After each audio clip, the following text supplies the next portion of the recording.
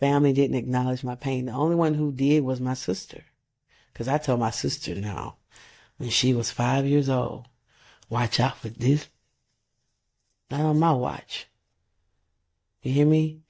And she carried that with her from a 5-year-old little girl on up until now. Of who to watch. So What's your baby sister? It's my baby sister. Mm-hmm. And it was I think it was a 11-year difference between she and I. Yeah. But it was my job to protect her, you know? And so I go to his house and I'm seeing the house, nice house, whatever. And then he and I end up in his backyard, like on a swing set. And we're talking. And in talking, I see my brother has changed, like for real. This boy has found God. Oh, wow. And I went out and looked out. The visit turned out into being so good because everything was different and I could see God on him. That's all he was talking about and this and that. He was genuine. You know, I know my brother. You know what I'm saying? And I get in the car and girl, I'm in my mama little red car and the sun just shining down so gloriously. And I said, God, I forgive him. I forgive him. And the next day was the 5th, and then the 6th was his birthday. So the next day, me and my aunt go in HEB and Super HEB over there. And we walking around and we run into him. And I had, and he was like joking around, the stove was cutting up. He was with his little boy. And I looked at him and I was like, we left and I said, he was leaving. And he was such a good visit in the store. And I said, I love you, bro. I had never told my brother that. Never. I said, I love you, bro. He said, I love you too, sis. And he died that night. Wow. Yep. He died of a cardiomyopathy. His heart gave out. How old is he? 41. 41. Mm-hmm. So it's these ages that are milestones for me. I'm in a milestone now, 48, because my other brother died at 48. Right? And so during my 30s, I found out my daughter had been touched by the brother who used to protect me. Oh, boy. And that's when my daddy believed me, because I was going to kill his son. And the only thing that kept me, I couldn't get to his son. He was in Austin. And I called my bro,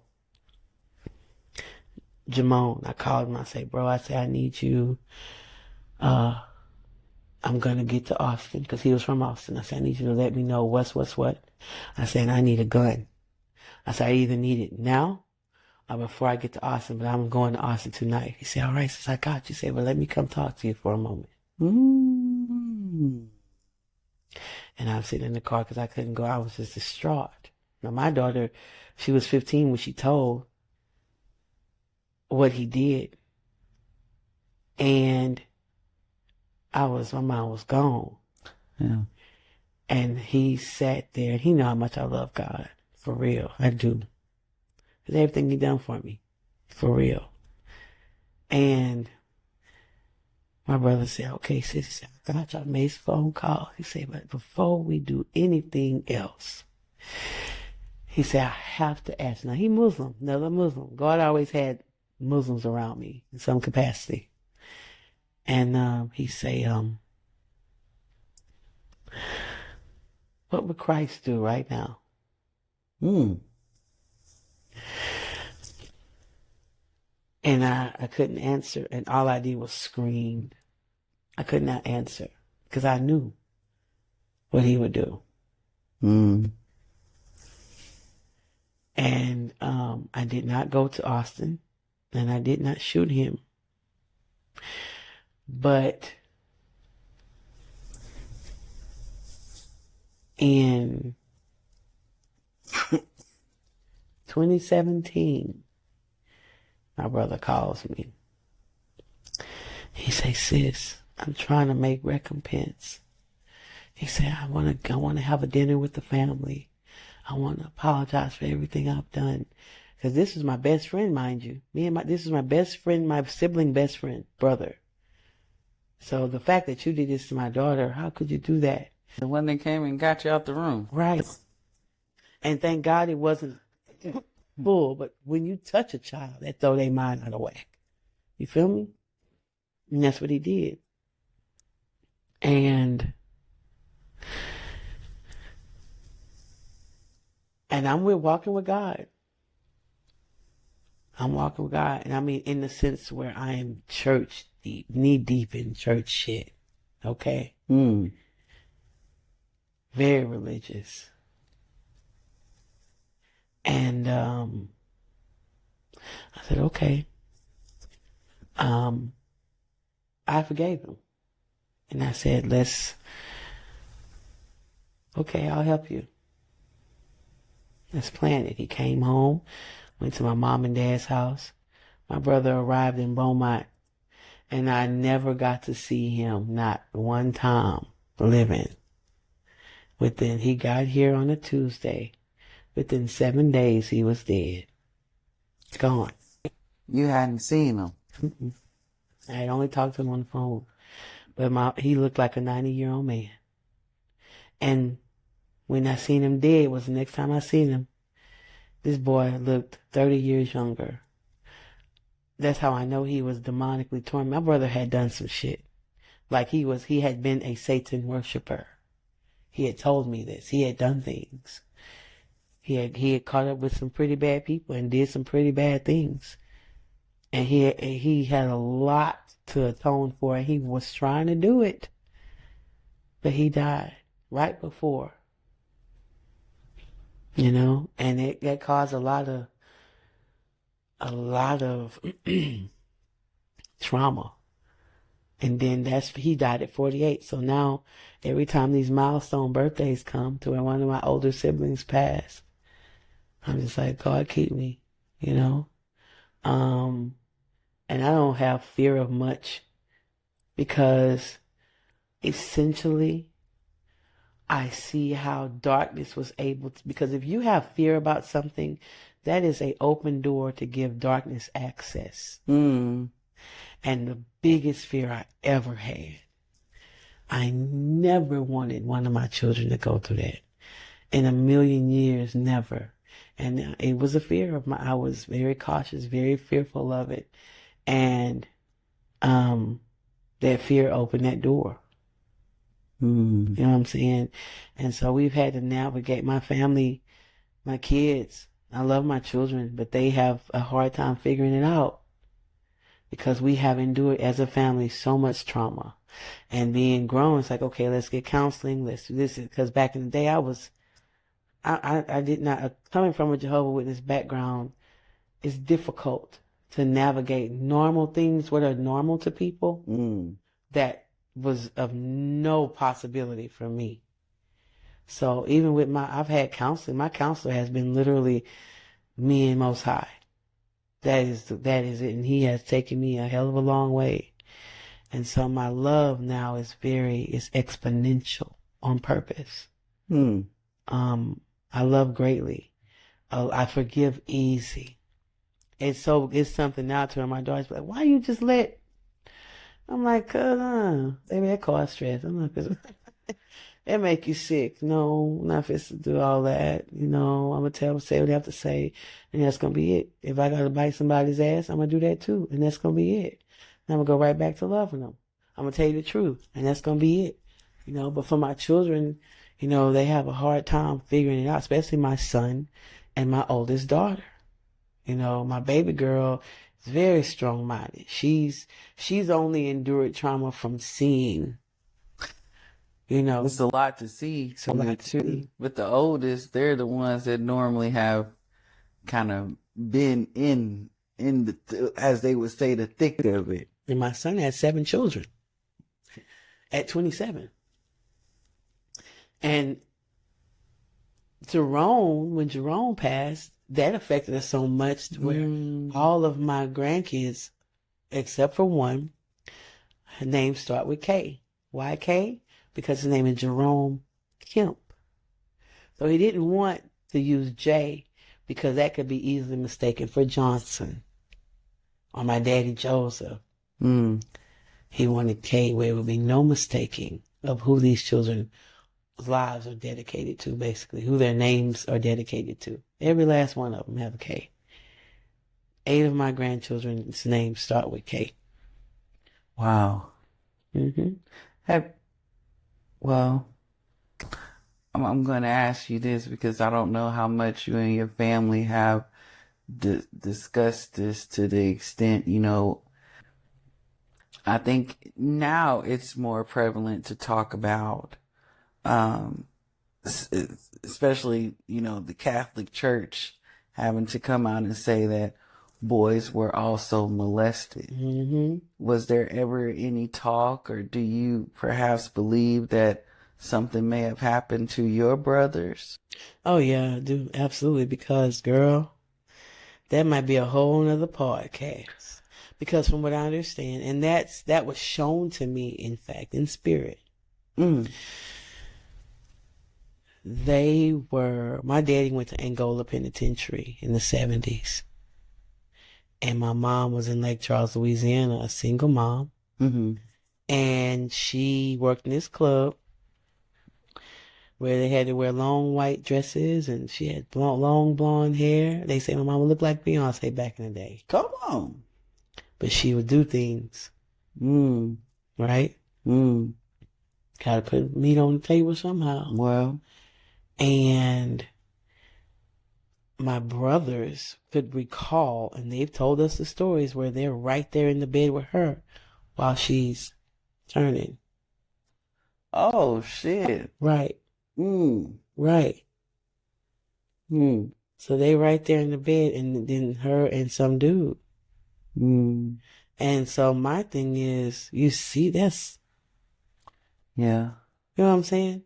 And then there was another aunt who, from what I understand, attempted to sleep with one of my brothers. You know? And so that thing was just, yeah, they were definitely affected.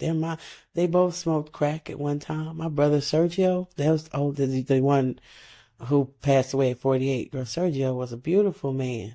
They was handsome. Sergio was handsome. Beautiful man. Smoked that crack. You hear me? Tore his life up. But he started out, he was an A1 dope dealer. Never get high. You hear me? On your own supply. And that's what he told me. He said, I just had so much, sis. I just started doing it. And it's a poem called Victim of Your Hustle. It's more of a common theme, you know, than people actually give credit to. Even the fact of like having it on your hands and it's seeping in through your skin and shit, you know. But wow. Yeah. And you know, it's not to excuse, but more so to understand, like, you know, how. Yeah. And did it, and how did you cope with it, and what did you do because of it? And you know, it's the saying that they say it all the time: hurt people, yes. You know, but and I wanted to be the opposite. Yeah, I did. Yeah, I did not want to go through this life hurting people. Absolutely. And doing things like that. Absolutely. It gives me compassion for my brothers because I know they endured a lot. They did endure a lot of things. And a lot of things that they never got to tell. Because we were in the generation of... You don't say nothing. You hear me? You don't talk about it. You don't talk about it. You don't talk about what go on in this house. Stay in this house. And that was number one. Like, it's wild that it's the culture. Because I'm 44. I've been all around the world. That was in my house. It was in your house. Yes, it was. I ain't met you to tell you that shit when you was 10, 11, 12. I didn't know you. Come on. I knew that though. Come on. I knew you better what?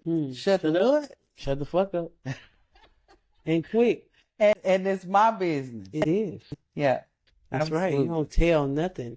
You don't say nothing. I remember when my grandpa died and I said something about what my mama said ain't Pat said. No, you did. Girl, I got my tail.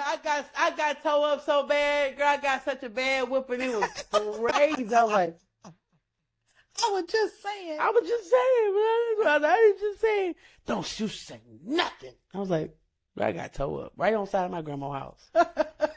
And remember it. So, dude, I think I was like 12.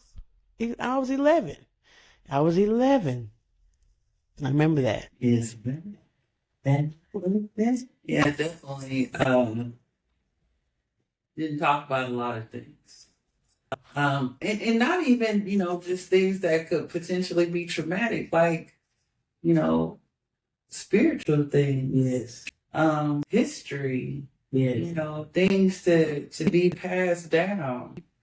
A lot of those things that, shit, we could definitely use right now. That's a matter of fact. Yes. Yes. That it was not passed down, and it's so unfortunate because that's the lessons, that's the things we have to fight to learn almost. Right. I am anything I learn, and even my kids, like I'm not. They know we don't keep no secrets. Let's talk. I wish that they, I guess that their mother is so extroverted in that aspect. Besides one of them, they tend to treasure my son. They tend to hide things, and not say things. No, which drives me crazy because literally it's nothing you can tell me that I'm like, okay, let's try to work it out. Is it now you coming from a mom box? Right. So you saying hi. But could it? I just don't know. Until they want you to know. For real. Yeah. Get on my nerves. They good at it. They are. Just tell me. Just tell me. But who is Treva? Hey. Oh my God. Damn. You want it? Yes. Listen. For real. Oh my gosh. I am wrong with simply a woman. Come on. I'm a woman who knows what she likes. Oh. Who is unashamed to have what she likes. Oh. Who is very clear and concise. Who can speak her mind. Who is learning not to hide behind her goodness. Ah. Ugh. Mm-hmm. Yes. Yes.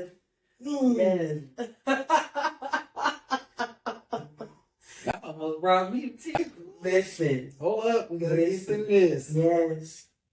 Come on. Please continue. Yeah. I'm learning. Not because I did that for a long time. And I'm just me. So I don't let my goodness overshadow the times I want to say, man, fuck you. Man, because I swear all I heard was, because I don't give a fuck about none of you niggas. I'm a dog. That's that my head. Like, I'm still here. And you can be good. Yes. You still good. I can be golden, my friend. Because everything you get is genuine from me. Absolutely. Even when I cut your ass out. You know what I'm saying? It's genuine. Just don't give me no reason to do that. You know what I'm saying? Be real. I love real conversations and realness. I love the Treva who can recognize when relationships are not for her. Third person. You Please hear me? continue. Yes. Mm-hmm. I love that Treva. Yeah. Who's bold enough to say, no, I don't want that. Oh. I can see. And this ain't going to end well. You know what I'm saying? I love that Treva who was bold enough to walk away from some things. and bold enough to go after some things.